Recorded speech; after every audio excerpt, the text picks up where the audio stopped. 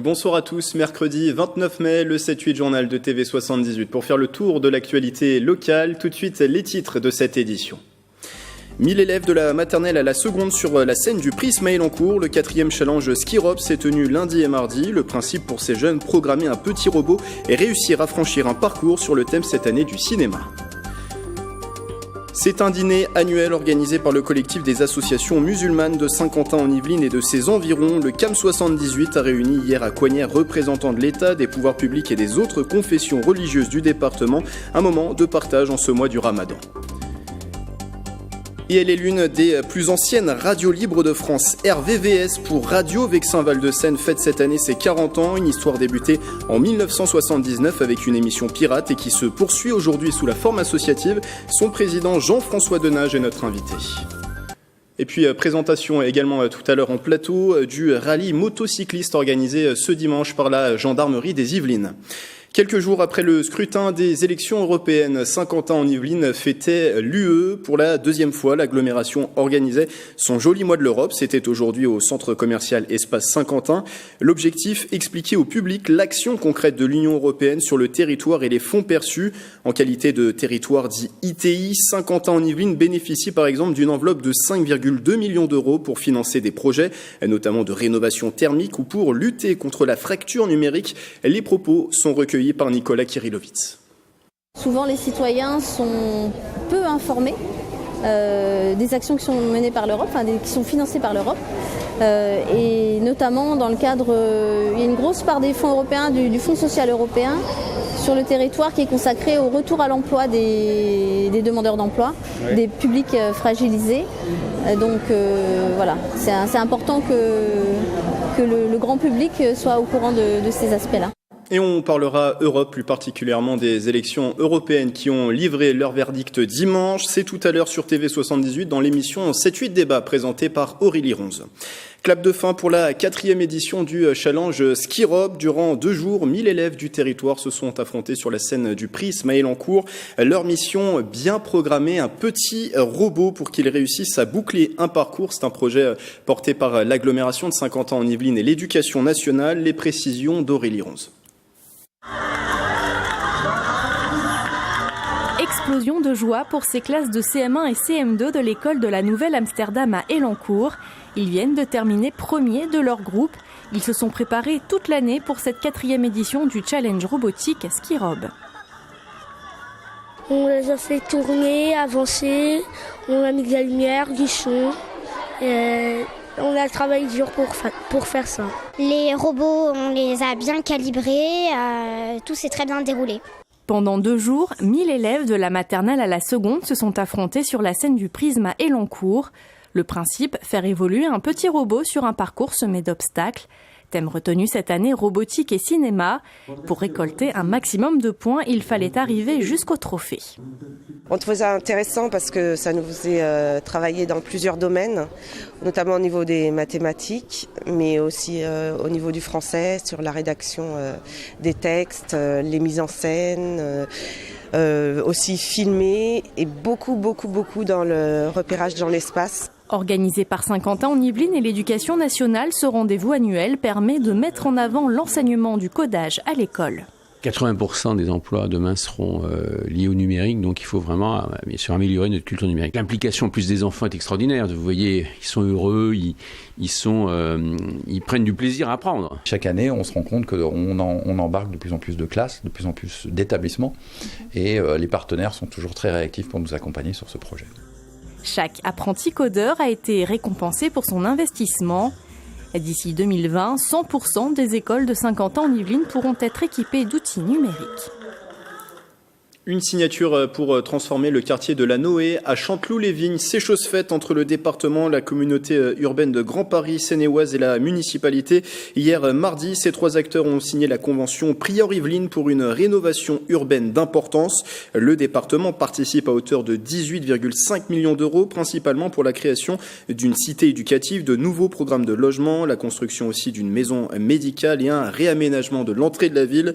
Une première convention qui pourrait en amener d'autres. Écoutez ces propos au micro d'Yves Hubstenberger. Près de 50% de la dépense est portée par le département qui fait de la lutte contre les inégalités territoriales un de ses combats phares. Et nous investirons en particulier sur la période 2018-2024, donc sur un plan de 6 ans, nous investirons 700 millions d'euros dans l'ensemble des sites de la politique de la ville dans les Yvelines. On a le devoir de décloisonner l'éducation nationale. Le temps de l'enfant, ça n'est pas que le temps de l'école. Le temps de l'enfant, c'est le temps de la rue, le temps auprès des parents, le temps du péréducatif et le temps de l'école. Et si on porte pas un projet fort, et ce projet fort, il a besoin de bâti. Il a besoin de vivre ensemble, il a besoin que les acteurs vivent ensemble. Donc en même temps, il y a un projet éducatif fort qui s'appelle la cité éducative, et puis il y a un projet bâti fort qui s'appelle le Prior. Direction à présent Coignères, toujours hier mardi, le collectif des associations musulmanes de Saint-Quentin-en-Yvelines et de ses environs organisait son traditionnel dîner annuel. Il réunit en plein mois du Ramadan tous les responsables religieux et politiques du territoire autour d'un repas. Le reportage de Mickaël Elmidoro. Des juifs, des musulmans, des chrétiens, les communautés religieuses ont répondu à l'invitation lancée par le CAM 78. Le collectif des associations musulmanes de Saint-Quentin-en-Yvelines et de ses environs organisait son 4e dîner annuel en plein Ramadan. Le rendez-vous a débuté par les discours objectifs montrer la cohésion entre les représentants des différents cultes du territoire. Il y a toujours besoin de rappel et pas de rappel nécessairement aux personnes de cette assemblée-là, mais peut-être le rappel qu'il faut qu'on soit tous vigilants, ensemble, face à une ambiance qui n'est peut-être pas des meilleures, un climat qui peut quelquefois être anxiogène. C'est une opportunité de dialogue et de fraternité. Et je crois qu'au jour le jour, la paix sociale se construit comme ça, par la connaissance réciproque et le dialogue ensemble. Je crois que nous sommes sur la bonne voie pour donner exemple à la jeunesse du coin, exemple de rapport harmonieux. Dans la salle et sur la scène, des personnalités politiques du département, des maires de toute étiquette, le président du département Pierre Bédier, le préfet Jean-Jacques Brault ou encore des députés. Je crois que le fait qu'on soit là en tant que parlementaire, en tant que représentant de l'État, c'est démontrer que la concorde républicaine, c'est d'arriver justement à ce que, ensemble dans une même salle, quelles que soient nos convictions religieuses, qu'on en ait ou qu'on n'en ait pas, on est en capacité, ensemble, de faire nation. Et ça, c'est ce que nous permet la laïcité. Et je pense que être présent, c'est finalement porter notre témoignage à cela. La soirée s'est terminée par une rupture du jeûne du Ramadan entre les 100 invités présents. Le rendez-vous devrait à nouveau être organisé l'année prochaine par le CAM 78. En tant que média local, nous ne pouvions passer à côté de cet anniversaire. RVVS à 40 ans. Radio Vexin Val-de-Seine, basé au Muro, va souffler sa bougie le samedi 15 juin à l'antenne, sur l'antenne, mais également au pôle Molière de la ville. On va présenter le programme avec vous. Jean-François Denage, bonsoir. Bonsoir. Vous êtes le président de RVVS qui émet aujourd'hui sur la fréquence 96.2. 40 ans pour votre radio, ça signifie quoi? Quelle est l'importance de cet anniversaire?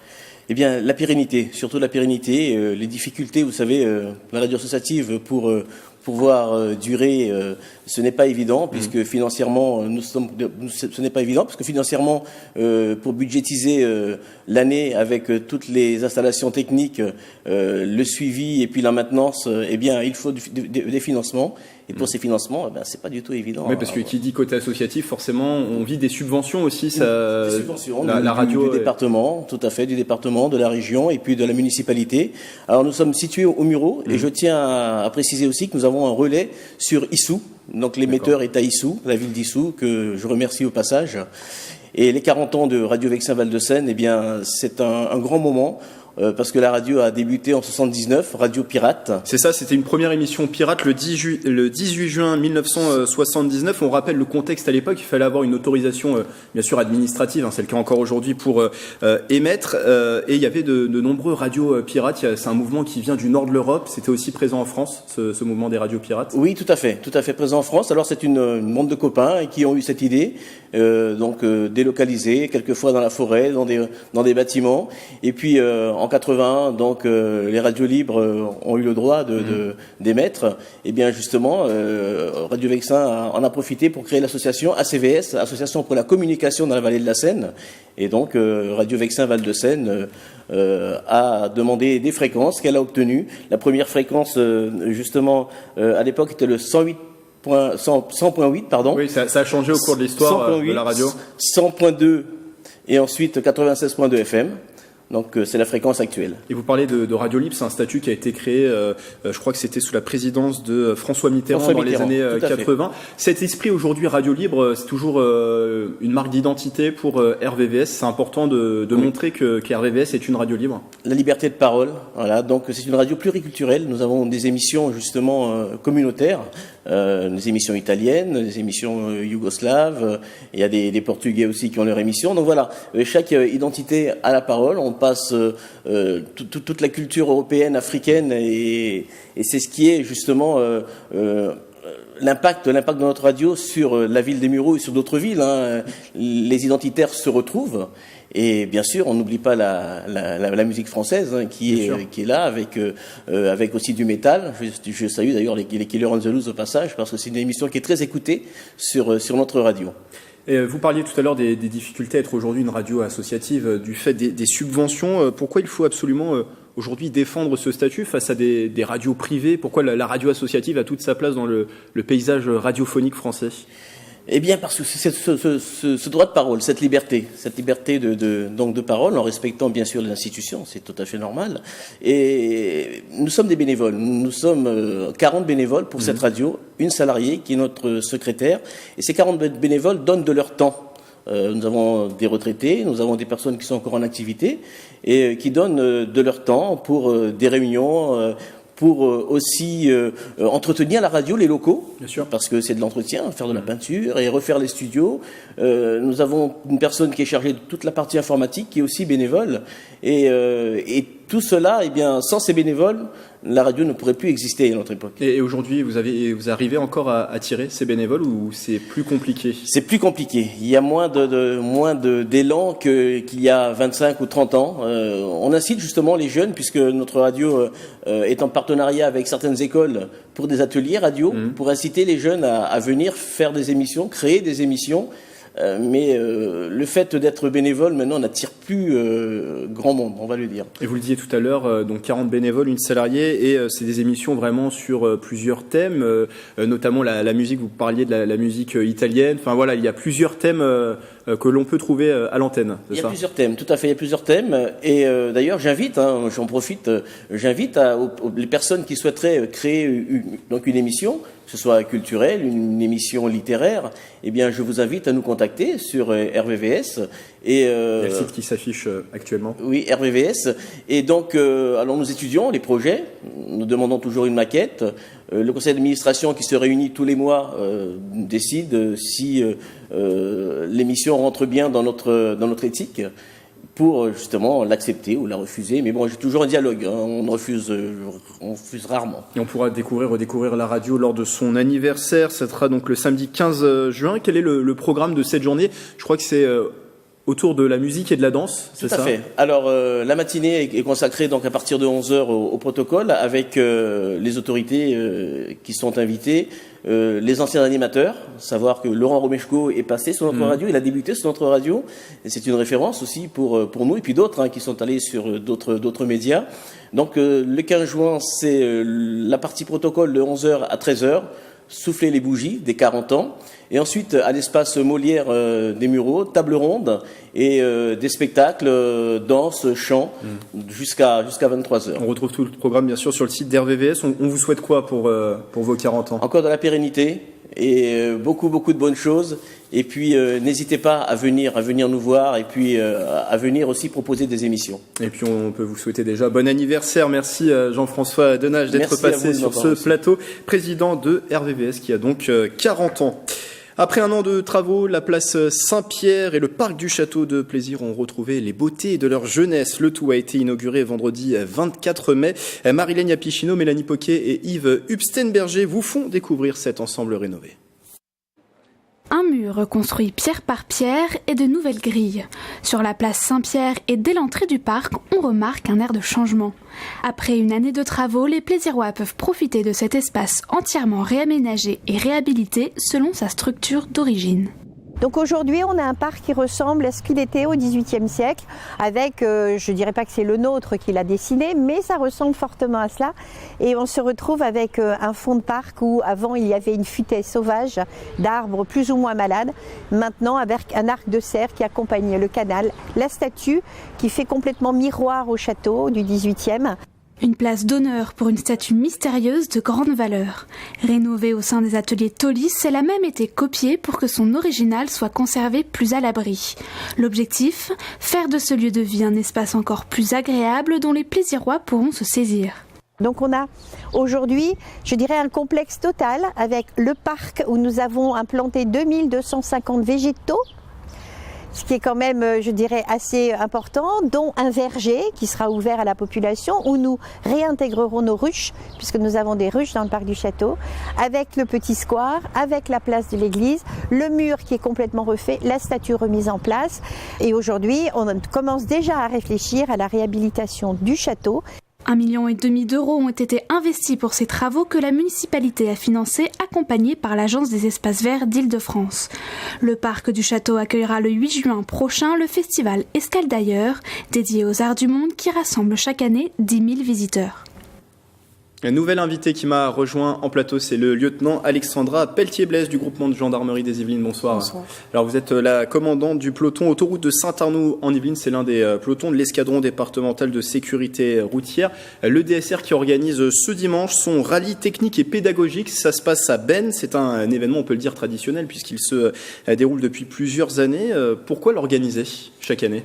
Alors tout à fait, c'est la 7e édition, donc c'est organisé, le but est pédagogique, ça s'adresse aux motards pour échanger avec eux sur les bonnes pratiques en tant qu'usagers de la route et leur faire découvrir à travers des ateliers et un parcours les subtilités de la route.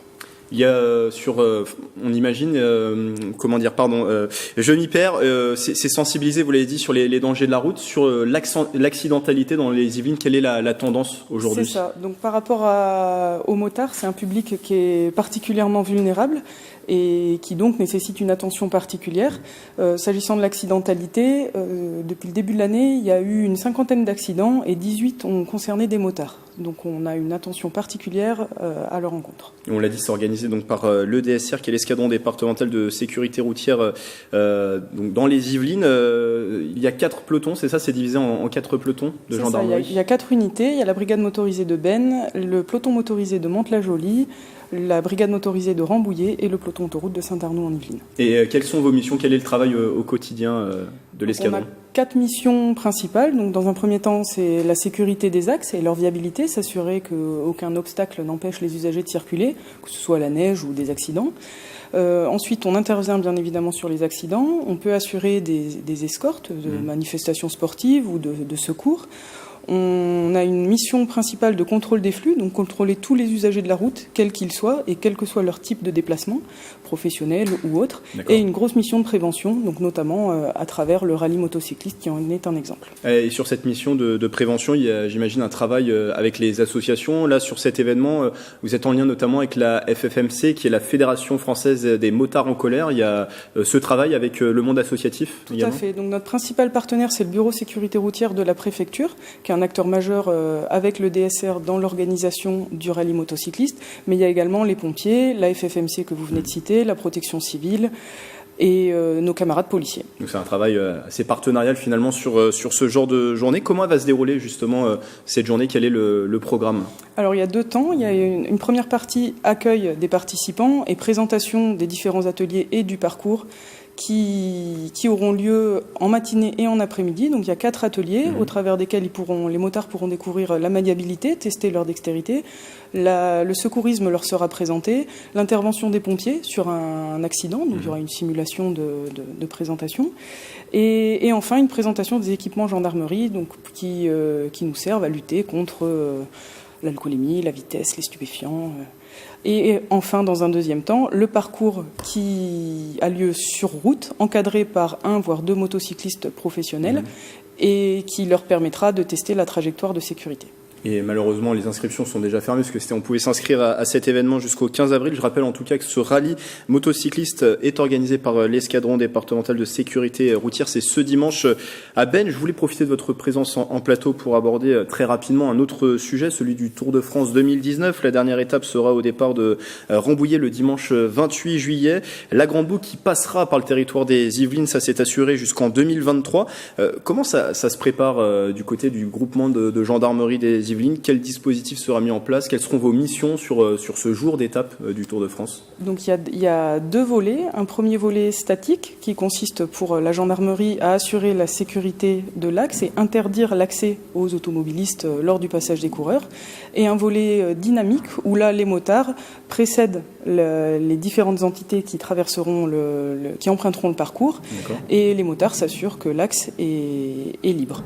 S'agissant des entités accompagnées, c'est divers et variés. Il y a le groupe Espoir du cyclisme, la caravane publicitaire bien évidemment, et enfin les coureurs, que ce soit en peloton, en échappée ou retardataire. Et je rappelle que cette étape, c'est le dimanche 28 juillet et ça sera au départ de Rambouillet, direction les Champs-Élysées. Merci, lieutenant Alexandra Pelletier-Blaise d'être passée en plateau. Je rappelle que vous êtes la commandante du peloton autoroute de Saint-Arnoux en Yvelines.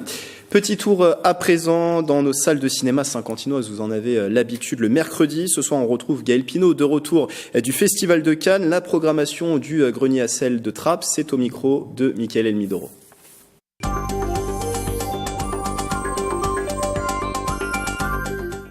Dans notre salle au Grenier à sel cette semaine, nous vous proposons pas un coup de cœur, mais 5 coups de cœur. Le premier film, c'est 90s. Ça se passe dans les années 90 à Los Angeles et on suit un jeune garçon de 13 ans qui vit un peu une révolution intérieure, qui découvre le skate et la rébellion. Et c'est un très beau film à l'ancienne que je vous conseille très fortement. C'est vraiment notre coup de cœur au Grenier à sel. Nous avons aussi, dans le cadre de la semaine de l'environnement, Le grain et l'ivraie. C'est un documentaire argentin sur le mode d'agriculture en Argentine et toutes les conséquences néfastes que ça peut avoir. Donc c'est Le grain et l'ivraie. Nous vous proposons aussi, pour le jeune public, pour les enfants à partir de 6 ans, Royal Corgi. C'est un film d'animation belge. Avec les chiens de la reine d'Angleterre, et donc son chien préféré se retrouve à la rue et il va tout faire pour retrouver la maison, et en chemin il va rencontrer l'amour. Ça s'appelle Royal Corgi. Nous avons aussi Gloria Bell avec Julianne Moore et John Turturro, où le personnage de Julianne Moore est célibataire, cinquantenaire, et elle profite de la vie et elle rencontre le personnage de John Turturro dans une boîte de nuit, et elle redécouvre un peu la vie. Le dernier film de la semaine, c'est Les Crevettes Pailletées, une comédie française sur un club de water polo gay qui va faire les championnats du monde en Europe, et on les suit. C'est très attrayant, c'est très foufou, et on aime beaucoup ça. Donc Les Crevettes Pailletées, vous retrouvez tout ça sur notre site internet cinémagrenier-à-sel.com.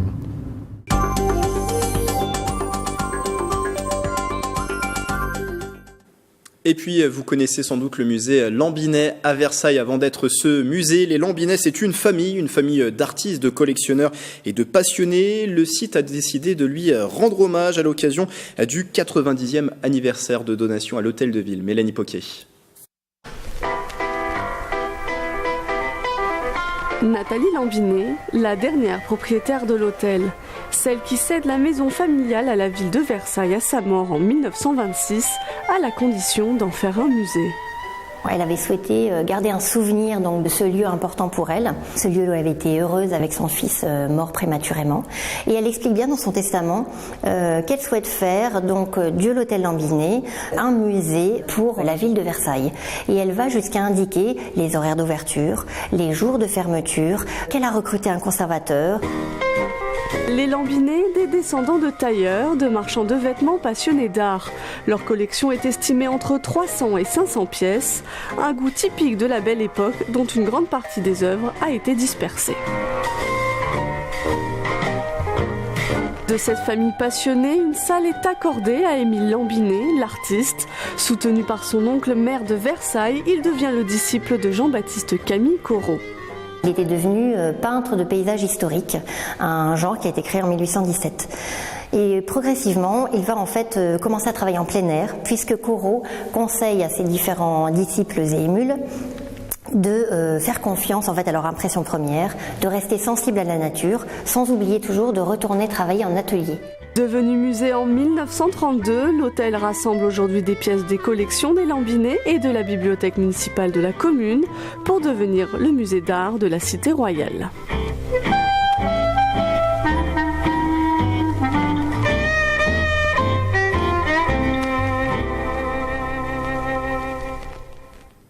C'est la fin de ce journal. Merci de l'avoir suivi. Replay sur notre site internet et notre application mobile TV78. Je vous rappelle ce rendez-vous dans un instant.